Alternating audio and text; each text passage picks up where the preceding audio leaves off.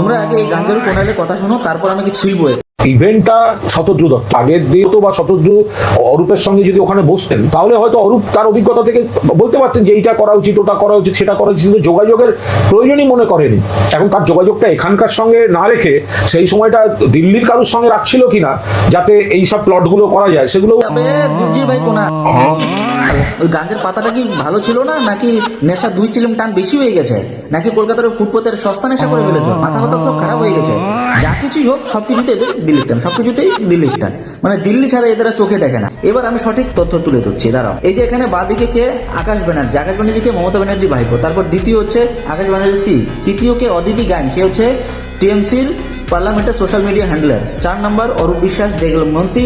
আর 5 নম্বর হলো স্বরূপ বিশ্বাসের মেয়ে। স্বরূপ বিশ্বাসকে অরূপ বিশ্বাসের ভাই। এরা কারা? এরা কি সাধারণ মানুষ ছিল? এ তো সব নেতা নেত্রীদের সব পরিবার তুলে এনে মেসির চারপাশে দাঁড় করিয়ে দিয়েছ। হ্যাঁ, তার সাধারণ মানুষ দেখবে কোথেকে? মানুষ রাগ হবে না তো কি হবে? মানে চুরি করে ধরা পড়ে গেছে, এখন আর মুখ গোজানোর জায়গা নেই, এখন দোষটা তুলে দাও অন্যের ঘাড়ে। দুজন ভাই কুনাল, হয় ডেন্ডার খাও, না হয় নীল সাদা চুটির দুলা চাটে যাও।